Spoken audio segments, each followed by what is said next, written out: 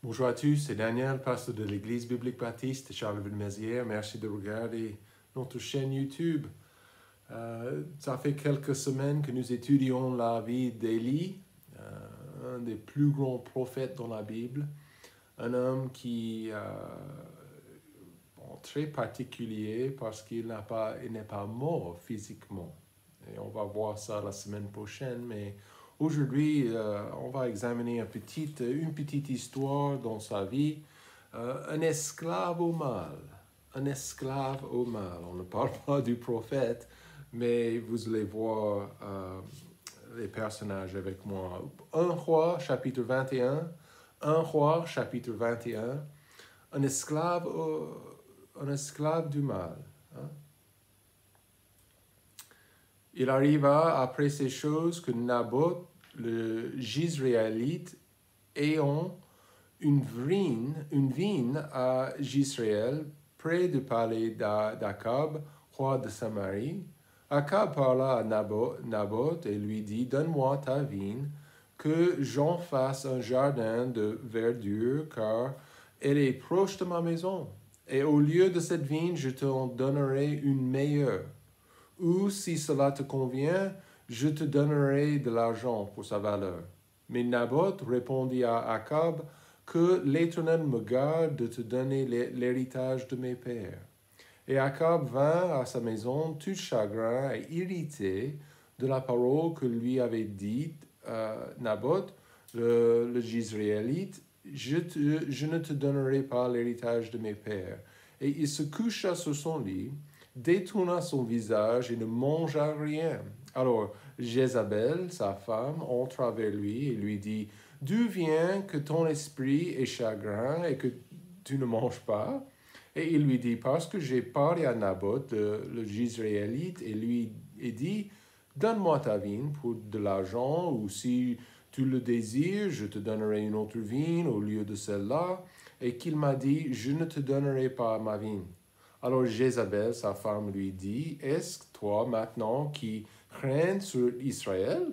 Lève-toi, mange, et que ton cœur se réjouisse. Moi, je te donnerai la vigne de Naboth. » Elle écrivit des lettres au nom d'Akab et le scella de son sceau et envoya ces lettres aux anciens et aux magistrats qui habitaient avec Naboth dans sa ville. Et elle écrivit dans ces lettres, publiez un jeûne et mettez Naboth à la tête du peuple. Et faites tenir en face de lui 2 scélérats qui témoignent contre lui en disant, tu as blasphémé contre Dieu et le roi. Ensuite, menez-le dehors, lapidez-le et qu'il meure. Et les gens de la ville de Naboth, les anciens, les magistrats qui habitaient dans la ville, firent comme Jézabel leur avait demandé, et selon il a été écrit dans les lettres qu'elle leur avait envoyées. Ils publièrent un jeûne et firent tenir Naboth à la tête du peuple. Alors les 2 scélérats entrèrent et se tinrent en face de lui, et ces scélérats témoignèrent contre Naboth en la présence du peuple, en disant, « Naboth a blasphémé contre Dieu et le roi. » Puis ils le menèrent hors de la ville, et ils le lapidèrent, et il mourut. Et ils envoyèrent dire à Jézabel, « Naboth a été lapidé, et il est mort. » Aussitôt que Jézabel apprit que Naboth avait été lapidé, qu'il était mort, elle dit à Akab, « Lève-toi, prends possession de la vigne de Naboth, le Jizréelite, qu'il avait refusé de te donner pour de l'argent, car Naboth n'est plus en vie, mais il est mort. » Ainsi, dès qu'Akab eut entendu que Naboth était mort, il se leva pour descendre à la vigne de Naboth afin d'en prendre possession. Alors la parole de l'Éternel fut adressée à Élie, le Tisbite, en ces mots. On va trouver la suite. Prions. Père, merci. Merci aussi pour la précision de ta parole, comment ça nous dirige, ça nous guide. On voit des mauvais témoignages, des mauvais personnages dans la Bible, et nous comprenons bien leurs erreurs. Nous ne voulons pas les répéter dans nos vies personnelles. Donc aide-nous, guide nos pensées, Père, guide nos cœurs. Au nom de Jésus, nous prions. Amen. Il y a énormément de problèmes, je pense, à la frontière américaine avec le Mexique, beaucoup de problèmes avec les bandits et les cartels qui transportent les drogues. Il y a des trafiqueurs qui trafiquent les humains, les drogues aussi. C'est un gros problème. Et un autre, il y a quelques années, les autorités, les policiers, les gendarmes à la frontière, ils ont trouvé que maintenant, avec la technologie moderne, avec les empreintes qui sont scannées et qui sont faciles à identifier, c'est beaucoup plus facile d'identifier les trafiqueurs et les bandits comme ça. Maintenant, ces gens, ces méchants, ils avaient toujours déterminés de faire leurs mauvais actes, toujours déterminés de trafiquer, de tuer les gens. Ils sont comme des animaux, quoi.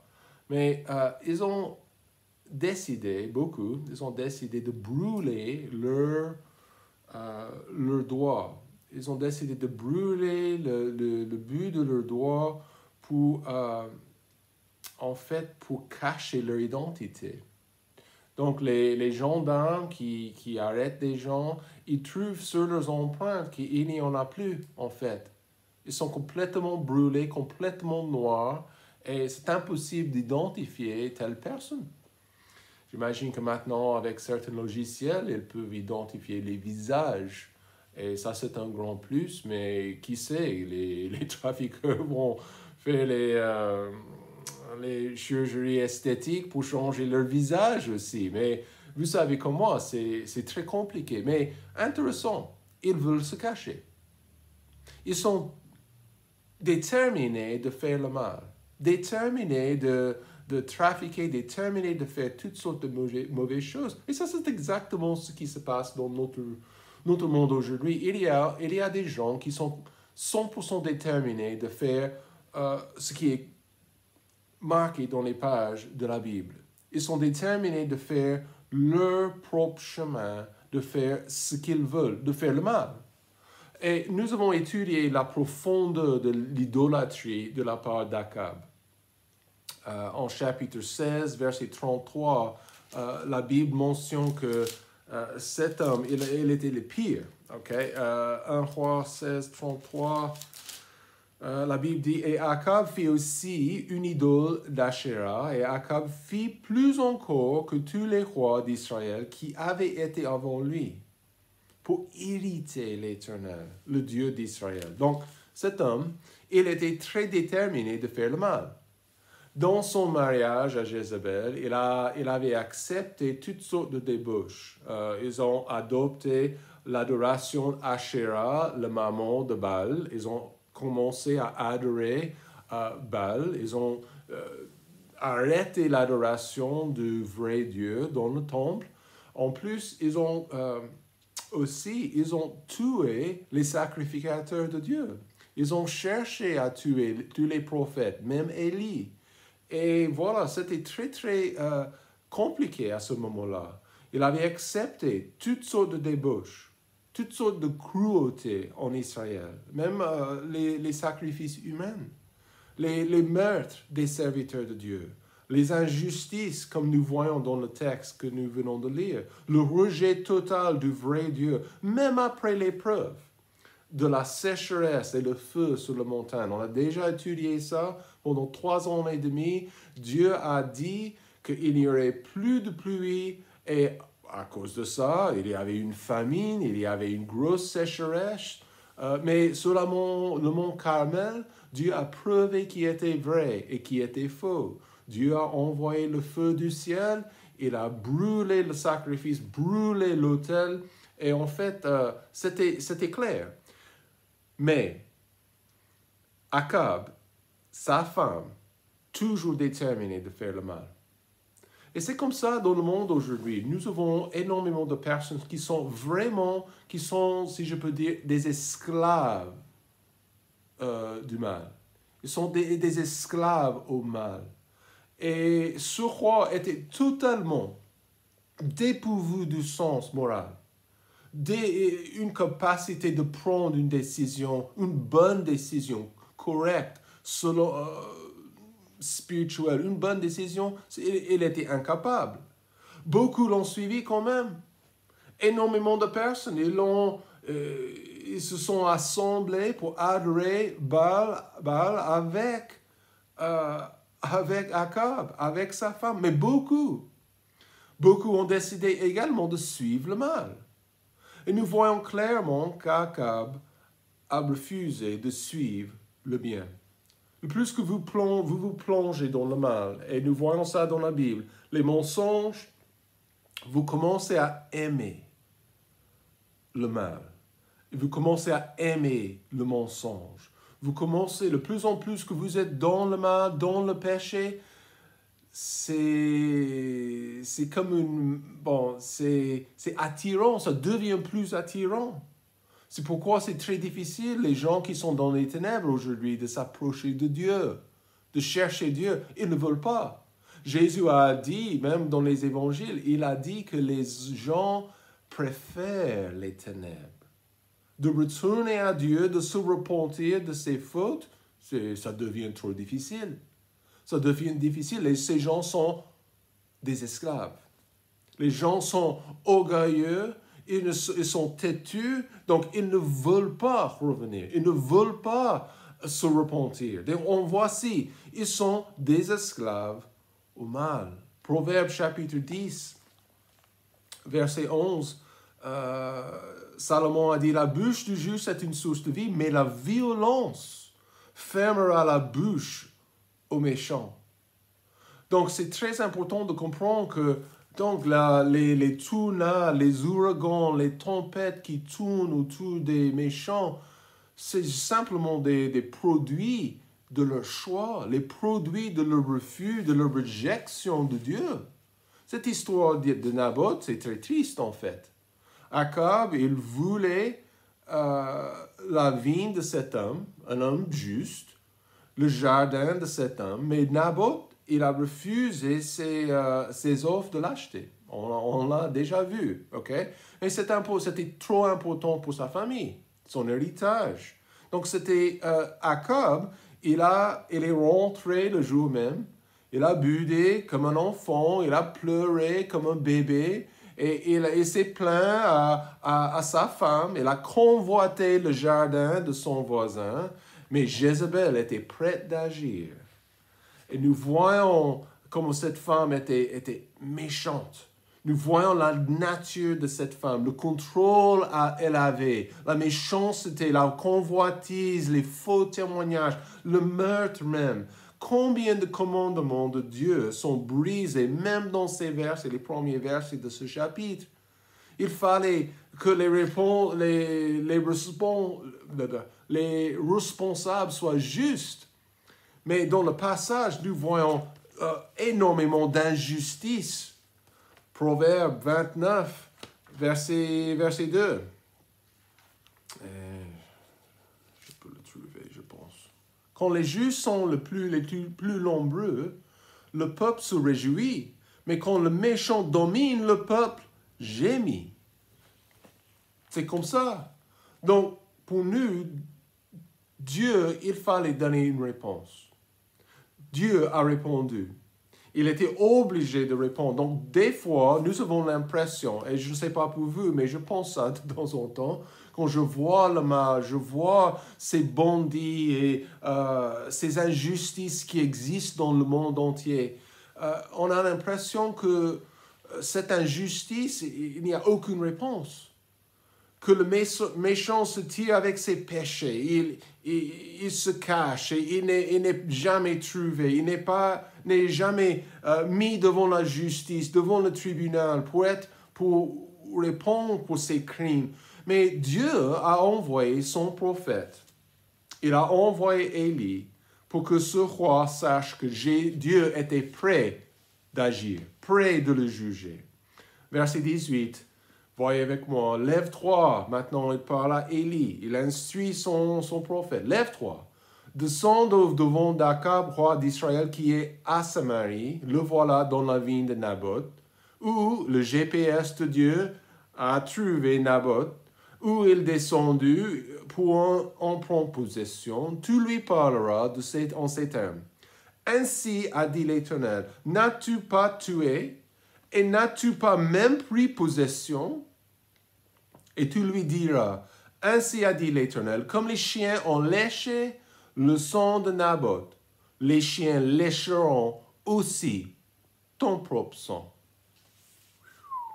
C'est grave, c'est graphique, n'est-ce pas? Mais en fait, la violence d'Akab, la violence de sa reine, les trouverait au fur et à mesure. Et c'est comme ça avec le péché aussi. On ne peut pas s'échapper des règles et les principes bibliques de Dieu. La Bible dit en Romains 6, le salaire du péché, c'est la mort. Il y a une récompense. Même en 2022, il y a toujours une récompense. Élie était fort. Excusez-moi, il était fort. Donc ça prendrait du courage pour annoncer continuellement le jugement contre le mal. Et ça a commencé au début. Vous pouvez regarder les autres vidéos pour voir ce qui s'est passé dans la vie d'Élie, mais toujours, continuellement, face au mal. Ça serait difficile. C'est fatigant, ça. Ça prendrait beaucoup de courage pour vivre pour Dieu au milieu de toutes ces ténèbres. Et ça prend du courage même aujourd'hui de vivre pour Dieu, vivre pour Jésus, au milieu de la folie qui existe dans notre monde. Où sont les croyants? Où sont les croyants qui se tiennent fermes pour le bien, pour la justice? Pouvez-vous être courageux pour Dieu? En fait, cette histoire nous enseigne beaucoup par rapport à la réponse de Dieu envers le mal. En plus, nous voyons la dépendance et l'esclavage de quelqu'un et son propre péché. Et c'est un avertissement pour nous, même comme des croyants chrétiens. Je dois faire attention. Je ne veux pas être trompé par le mal et par le péché. Donc, ne soyez pas serviteurs du péché. Première chose. Pourquoi? Parce que le péché est toujours vu par Dieu. Verset 17. On a déjà lu ce qu'il a annoncé. Les animaux, les chiens lécheraient le sang de Naboth. Et Akab, verset 20, dit à Élie, « M'as-tu trouvé, mon ennemi? » Et il lui répondit, « Je t'ai trouvé parce que tu t'es vendu pour faire ce qui déplaît à l'Éternel. » Quand les gens mènent leur vie sans prendre conscience que Dieu les voit, ils sont capables de toutes sortes de mauvaises choses. Il y avait un livre, biographie par rapport d'une bataille en Chine. C'était 1937. Le viol de Nanking.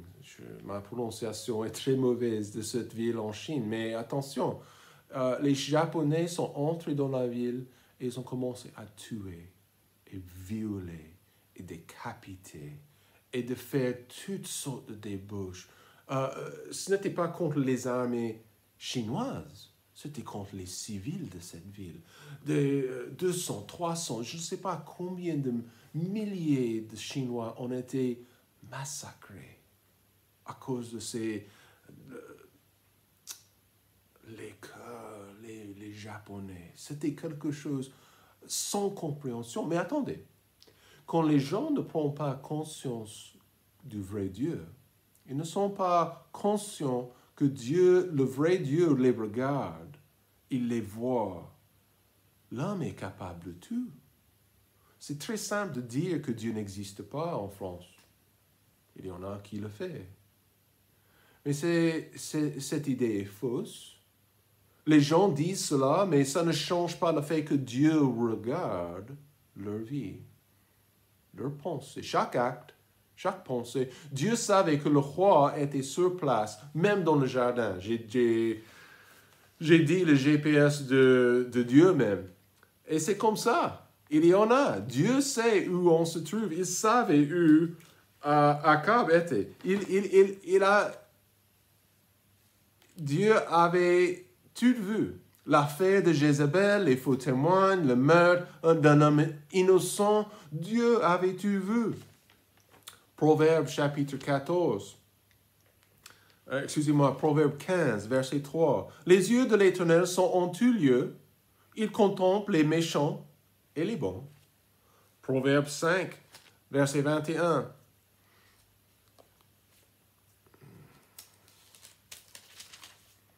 Car les voies de l'homme sont devant les yeux de l'Éternel et il pèse toutes ses démarches.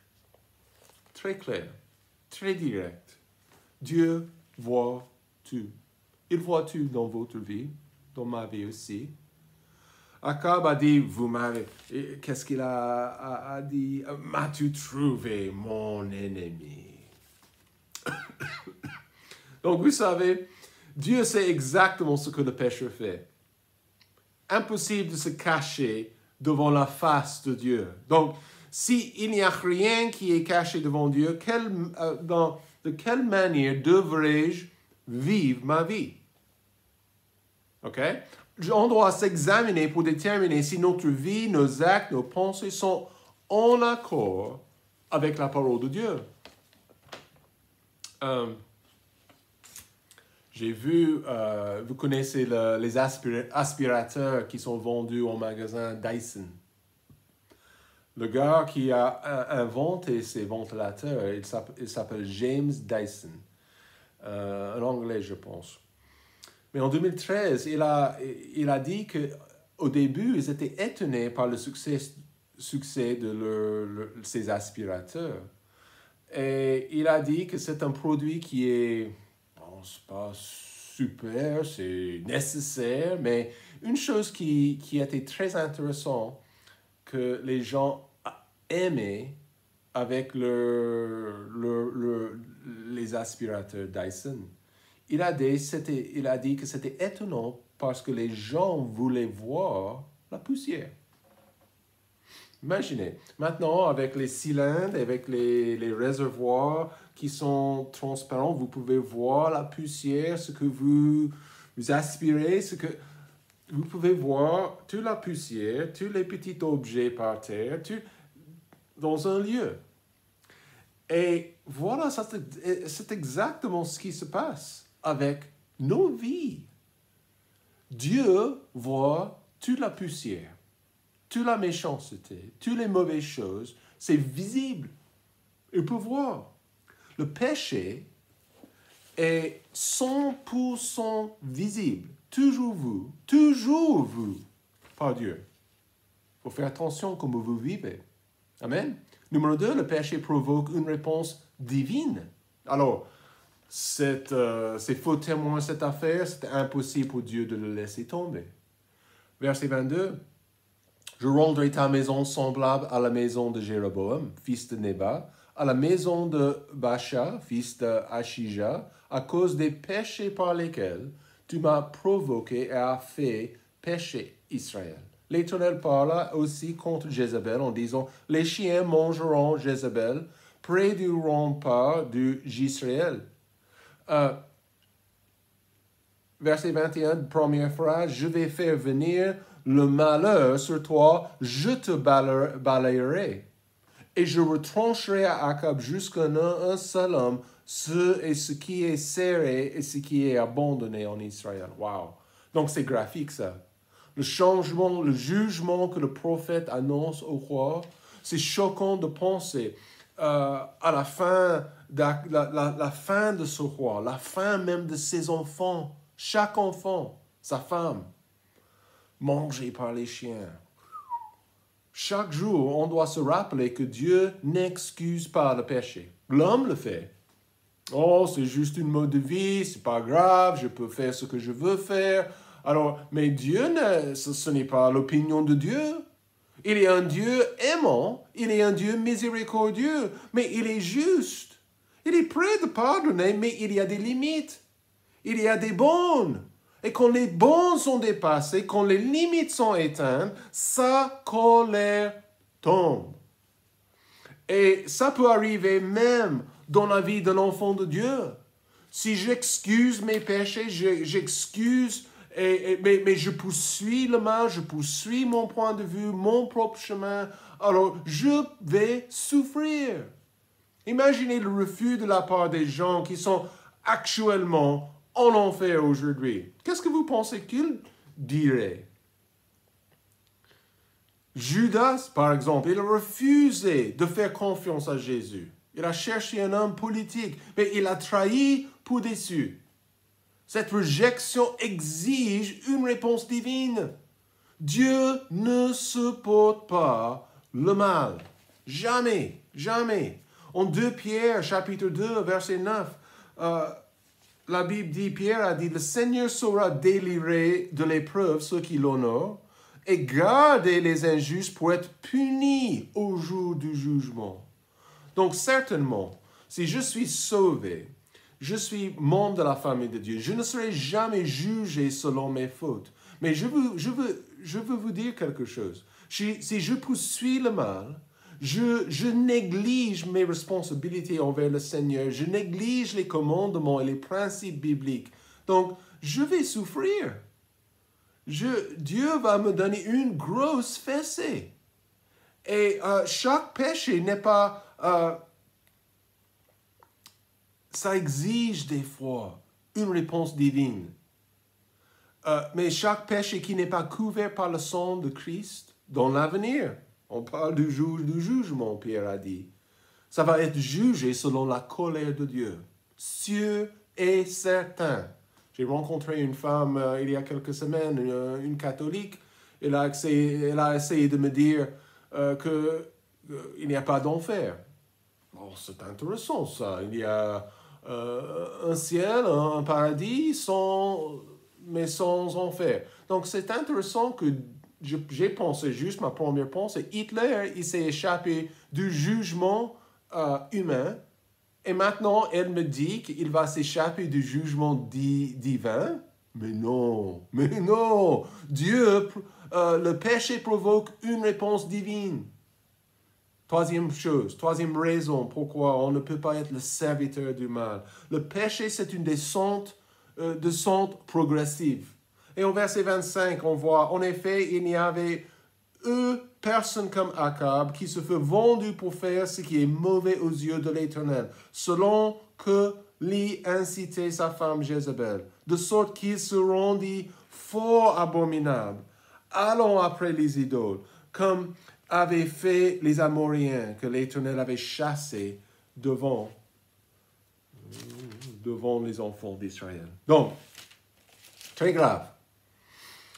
Quand nous étudions le péché dans la Bible, nous trouvons que la nature pécheresse refuse d'accepter le blâme pour ses transgressions. Adam, Ève, Caïn, il a tué son frère. Après le meurtre de son frère, il a refusé d'accepter la responsabilité. Il a blâmé des autres. Dans le cas d'Akab, il a poursuivi le péché. Et la Bible dit en verset 25, se vendre. C'est se faire vendre. Il s'est vendu au mal. Donc certainement, il s'est marié avec une méchante. Il a été séduit à adopter Baal. Mais attendez, il a choisi. Il n'avait pas eu la possibilité de blâmer sa femme. Il l'a offert, il l'a présenté, bien sûr.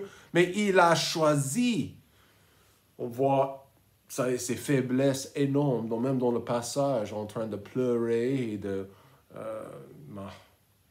aucune personne ne devient méchant dans un jour. Vous me comprenez maintenant? Il y a un processus. Il y a une grande quantité de décisions qui les fait descendre progressivement. Ces gens commencent à prendre des décisions qui ne sont pas terribles, très graves, au fur et à mesure. Ils sont dans la fosse et ne peuvent pas sortir. Faites attention à vos décisions de ne pas être fidèle à Dieu, de ne pas rendre honneur à lui. Il y aura des conséquences. Un jour, je ne vais pas à l'église. Ensuite, ça devient un an. Attention maintenant. Faites attention à vos décisions quotidiennes. Je peux louper le culte, les gens disent à l'église. Je peux faire ce petit péché, ce n'est pas trop grave. Attention, ça va vous mener à des choses qui sont pires. Et voilà, trouvez un lieu de la repentance. C'est très, très important pour votre avenir, pour votre vie présente, pour votre famille même.